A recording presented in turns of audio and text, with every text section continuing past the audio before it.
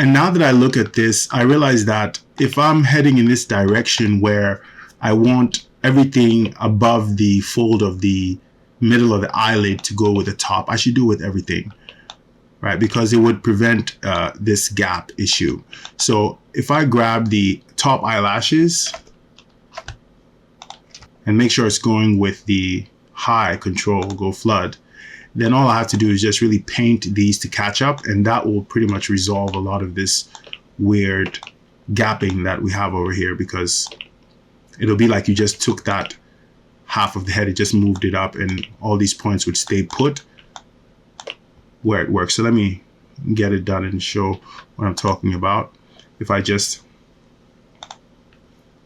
really, I could just make all these assignments here one.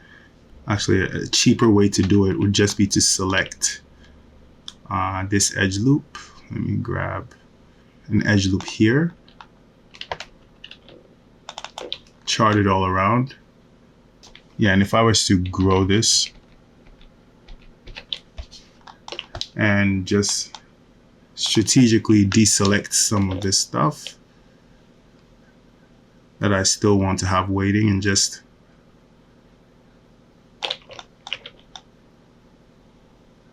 that I still want to share weighting. And if I was to do this, and with all of this, I just went into the weight painting tool and assigned it all a value of 1, then it all moves up there. And then I just have to worry about smoothing, which I should bring all this back to do. Yeah, and that way when I smooth, I'll just have to worry about what's underneath it, and I can get much more cleaner results.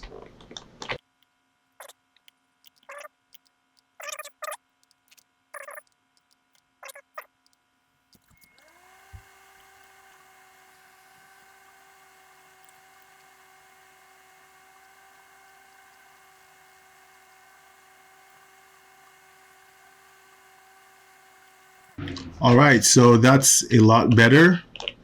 And yeah, this is a better way for the control to work. All right, let me go to build pose and do a mirror. I'm going to see an interesting thing when we go to do a mirror. It's asking you to pick which skin cluster to mirror over. As always, when I'm doing a mirror, I always like to make sure that I'm looking at what's happening with the weighting. Let me turn off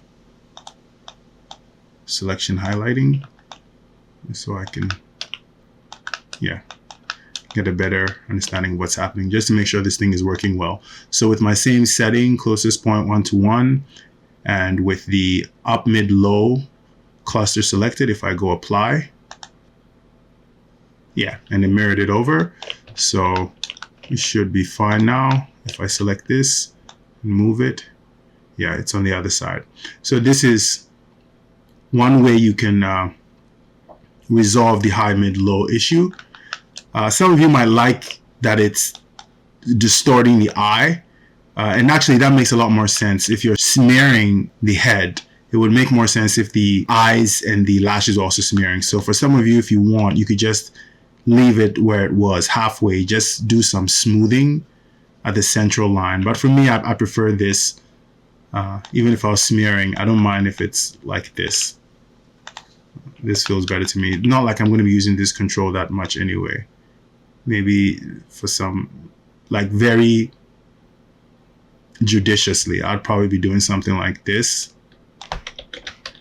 Yeah, but remember that what advanced sculpting gave is not a bad effect. You just have to smooth the transition point. All right, so that's as much as I'm going to do for the high, mid, low control, and let's move on to the next thing to fix.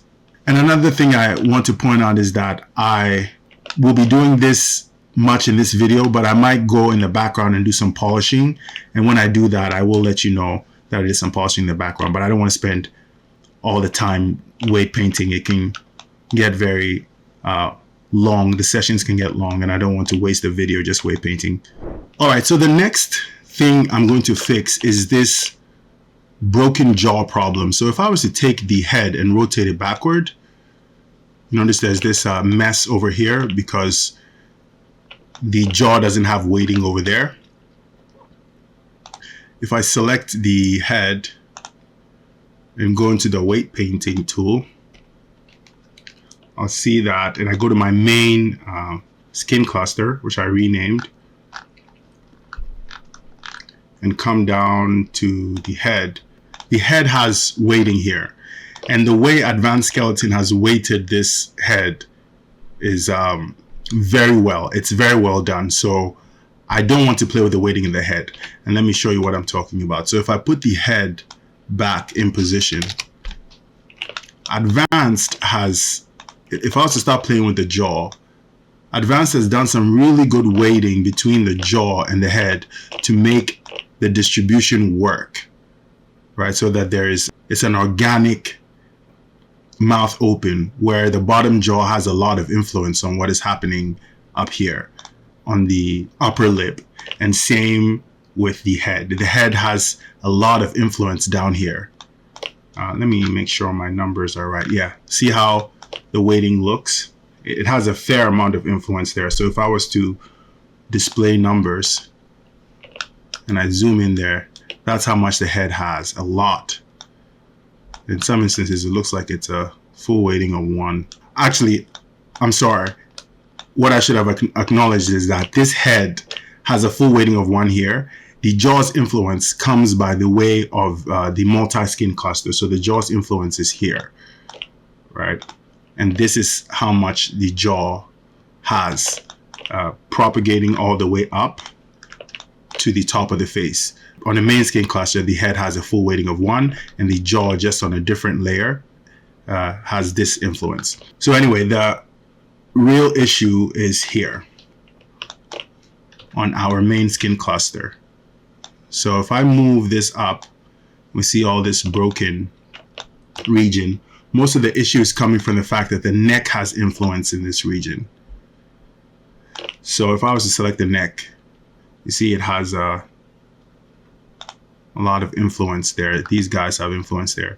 So what I'm going to do is let me move this out the way so that I don't end up messing around with the neck weighting. Yeah, and let me grab some points here. Let me grab a vertex here and grow my selection to about there. I want to be careful not to go grab good weighting on the neck. Or actually, let me put the head back in position. I think this will be a little bit better if the issue is not pushed in the viewport. So let me close the jaw. Okay. And from here, let me eliminate their weights. So the first one is neck. I'll go replace. Make sure this is set to 0. And I'll just go and erase its influence.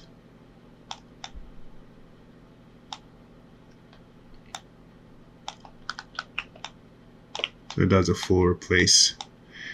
And I probably should turn on numbers. Yeah, so I can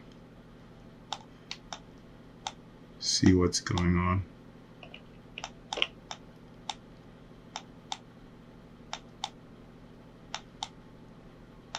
I can see them disappearing.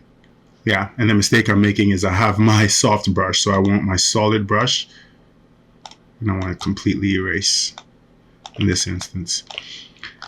And then go to the next neck causing problems, and closer to the jaw here, I want to use my solid brush, but as we get closer to the bottom of the neck, I want to be careful and grab my soft brush and do the exclusion.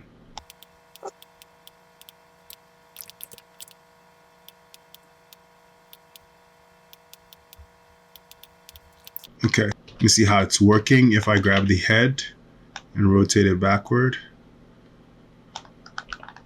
Okay, now I'm in a better position to fix this. So let me see who has influence. Looks like the neck, some of the neck joint took some of it. Let me just do full erasure. Full erasing. Move there. Yeah.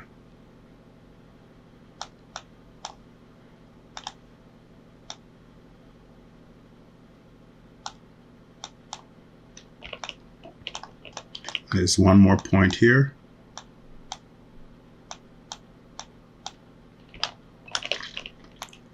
And this one is be a little difficult to get, so I probably just want to select it and just flood it with 0. Okay, looks like something else has it.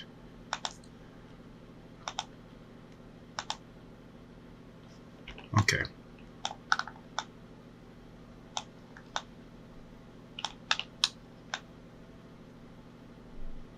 So that resolves that